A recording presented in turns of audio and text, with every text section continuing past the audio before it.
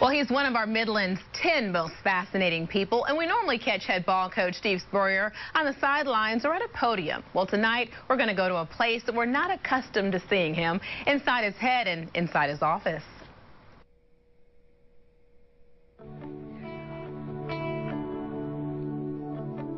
At first glance, it's clutter, like the mind of a genius at work, and he is.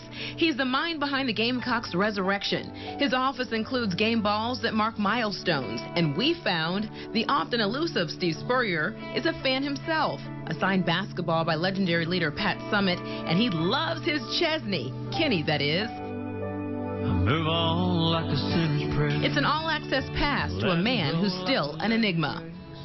Yeah, Alicia, I got into coaching probably a very different way from most all coaches. I was lucky to win the Heisman Trophy. I fortunately played 10 years in the NFL and then got cut, like eventually all the players do. And I was back living in Gainesville, Florida, and I didn't have enough money to retire like a lot of NFL players do nowadays. I mean, we made a little bit, but nothing like they do now. So I had to get a job. And so I'm sitting there watching the Gators play in, I think, 1977 or so. And I said, you know what, coaching might be something that would be fun and it wouldn't seem like working. Fortunately, Coach Doug Dickey gave me a chance there at Florida the next year to be the quarterback coach. And that's how I got started. And that's when I went to Duke University. Duke University hired me twice when I didn't have a job. So I'll always be grateful to Duke University. After doing football wonders at a basketball school, his legend was created. As a Gator in Florida, including a national championship. Then what seemed to be a U-turn to South Carolina was all part of the plan.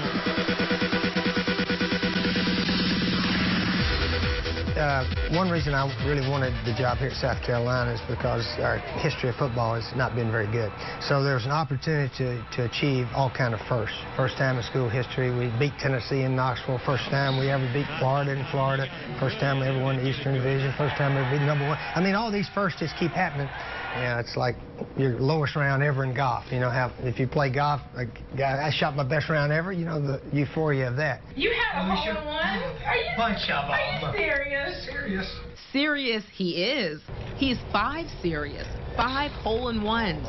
His mantra on the course is the same on the field.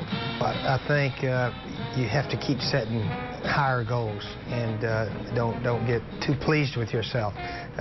Somebody sent me a poem the other day. I never would think that somebody would keep this kind of stuff. This is really neat. It's pretty good. It said, Lord, disturb me when I get too pleased with myself, when I think that I have achieved a lot of my dreams, when maybe my dreams are too small. And then that was the game we beat Alabama here. But with all the highs come some lows and some real challenges. Oh, the most frustrating part is probably when you feel like your team's better than they're performing. The whole team's in charge of winning. The players, the coaches, and support staff. And so it's not on one person per se. Right. Although if the head coach doesn't win, he's not going to be here very long. The next guy's going to get a chance. And for Coach Steve Spurrier, it's all about balance. Coach, we ready to get the show started? He's celebrating 46 years of marriage to his high school sweetheart.